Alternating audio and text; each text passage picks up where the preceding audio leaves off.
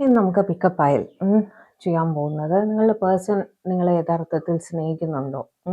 നിങ്ങൾക്ക് അതിലൊരു കൺഫ്യൂഷൻ ഉണ്ടെങ്കിൽ 2 ഡെക്കിൽ ഏതെങ്കിലും ഒന്ന് ചൂസ് ചെയ്തോളൂ. 2 ഡെക്കിൽ നിന്ന് ഞാൻ 3-4 കാർഡ് വീതം എടുക്കും. അത് വെച്ചിട്ട് നമുക്ക് നോക്കാം. Okay, first deck.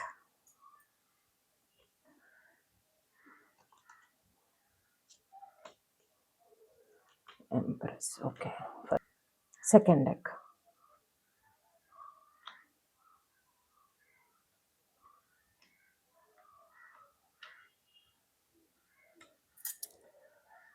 Okay, first deck വെച്ചിട്ട് തീർച്ചയായിട്ടും നിങ്ങളുടെ പേഴ്സൺ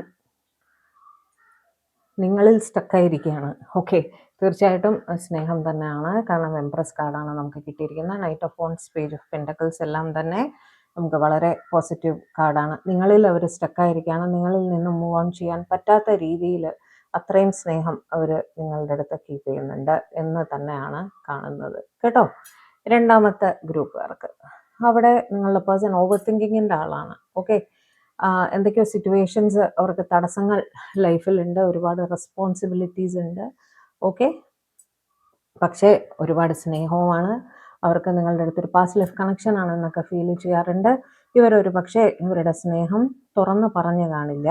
ഓക്കെ, മനസ്സിൽ അടക്കി പിടിക്കുന്നതായിട്ടാണ് കാണുന്നത്. കാരണം റെസ്പോൺസിബിലിറ്റീസ് ഉണ്ട്, തടസ്സങ്ങളുണ്ട് ലൈഫിൽ. അതുകൊണ്ട് തന്നെ സ്നേഹം വെളിപ്പെടുത്താത്ത ഒരു സിറ്റുവേഷനിലാണ് അവർ എന്ന് നമുക്ക് കാണുന്നു.